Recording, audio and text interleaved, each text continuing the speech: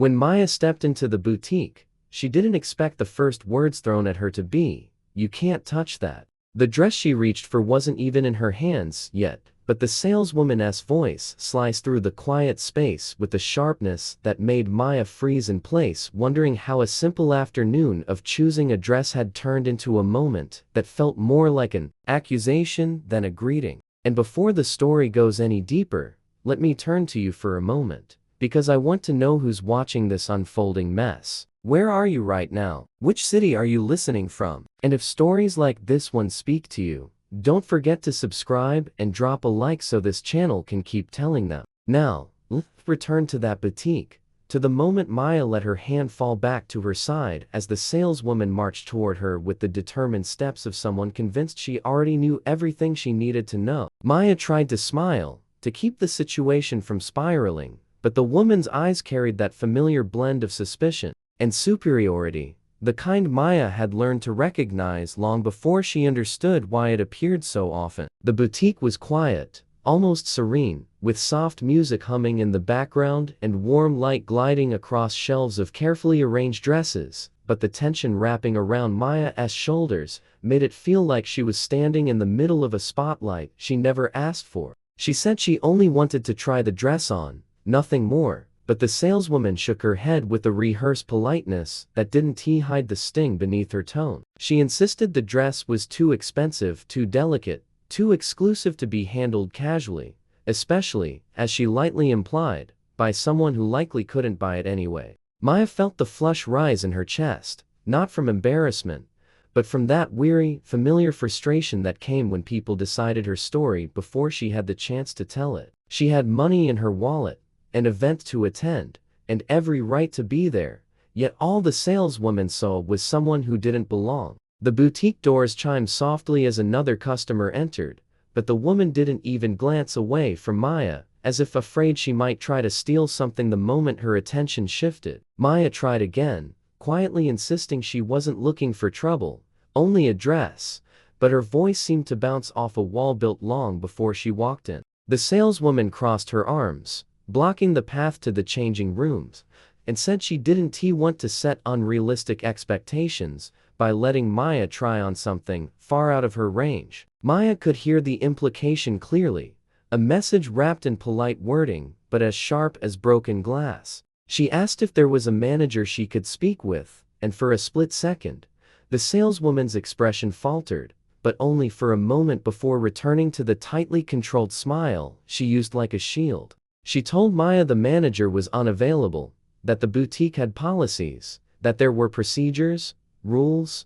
standards, so many excuses spilling out at once they almost tangled over each other. And standing there, Maya felt the weight of 100 similar moments from her life pressing on her shoulders, moments when strangers decided she needed to be monitored, questioned, doubted, moments when she felt like she had to prove herself in rooms where others walked in unquestioned. She took a slow breath, trying to hold herself steady, trying not to give the situation more power than it already had. She knew walking out would be easier, but walking out would also mean letting the woman win the unspoken argument about who deserved to be in that space. So instead she stayed, grounded herself, and said she wasn't leaving until she tried the dress on, her voice steady enough to make the saleswoman's eyes widen in surprise. And that was the moment when something shifted, not in the saleswoman, not yet, but in the afternoon itself, as though the story had only just begun unraveling its deeper threads. Maya didn't expect the situation to escalate, but the longer she stood her ground,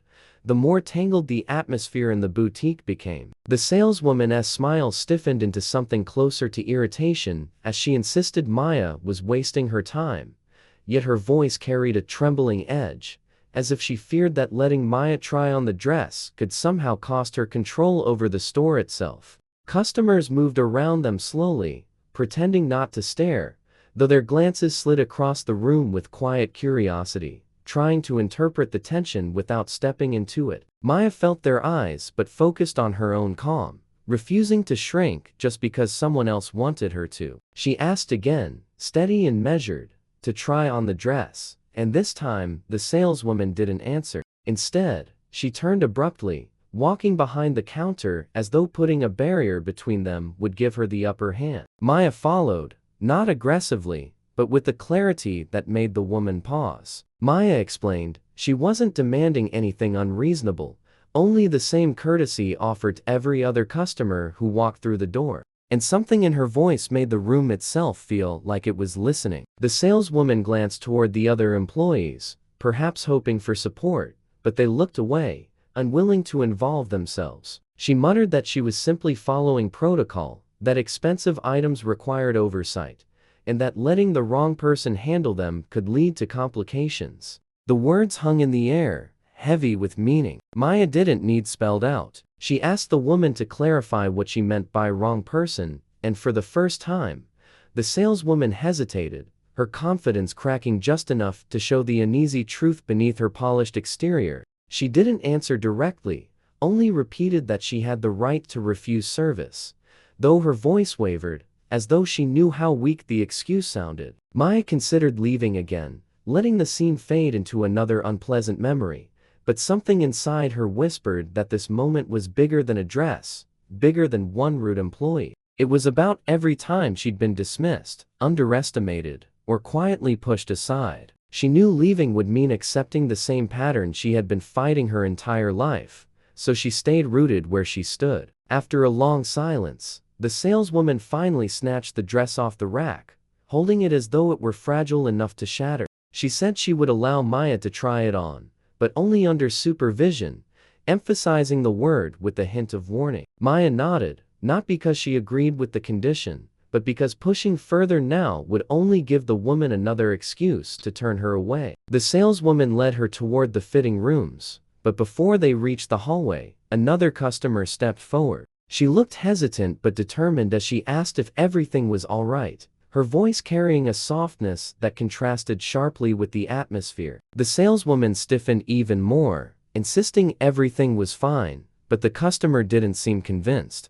She said she had been watching the interaction for several minutes, and didn't understand why Maya was being treated differently from everyone else. The boutique fell even quieter, the tension deepening as the saleswoman flushed with embarrassment. She tried to dismiss the customer's concerns, repeating that it was standard procedure, but her words sounded weaker now, exposed under the weight of a witness. Maya didn't respond immediately, letting the silence speak for itself. The saleswoman finally urged Maya toward the fitting room, but the interruption had shaken her authority, and each step felt less certain than the one before. As Maya entered the narrow hallway lined with fitting room doors, she sensed that whatever was happening wasn't just about her anymore. The air felt heavier, filled with something unspoken and shifting, as if the truth buried beneath the saleswoman's attitude was slowly rising to the surface, waiting for the right moment to break free. Maya stepped into the fitting room with the dress draped carefully over her arm,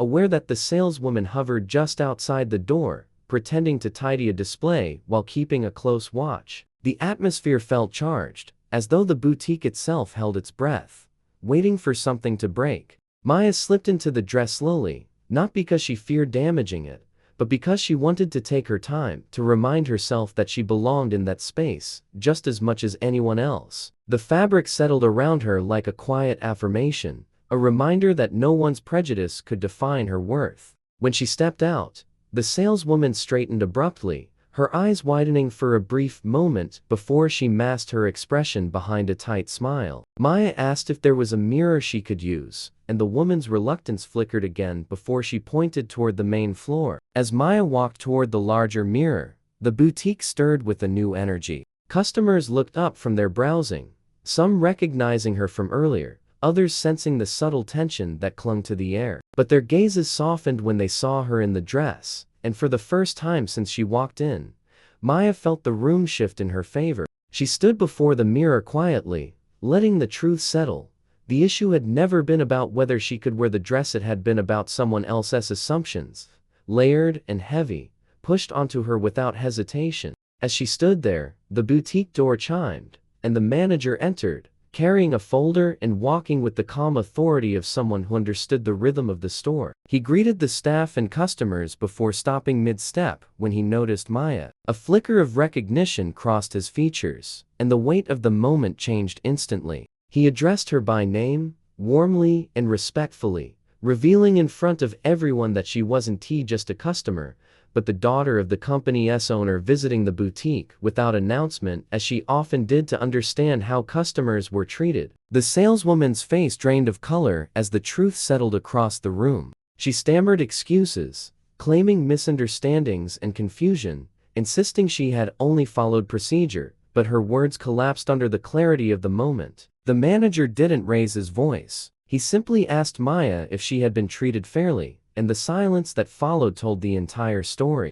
The witnesses in the boutique exchanged glances, their earlier discomfort ripening into quiet disapproval of the saleswoman's behavior. Maya could have demanded consequences, could have let anger lead the moment, but instead, she spoke with calm certainty, explaining exactly what had happened from the moment she stepped inside. She didn't embellish, didn't dramatize, simply laid out the truth as it was, and the truth alone was enough. The manager apologized sincerely on behalf of the store, promising corrective action and thanking Maya for her honesty. The saleswoman tried again to defend herself, but the manager gently cut her off, reminding her that every customer deserves respect, regardless of assumptions or appearances. Maya changed out of the dress and returned with it folded neatly over her arm. She wasn't sure whether she wanted to buy it anymore, not because it wasn't beautiful, but because she had walked a long emotional road inside those walls, and she needed a moment to breathe outside of them. As she stepped toward the exit, she paused, turned back, and said something,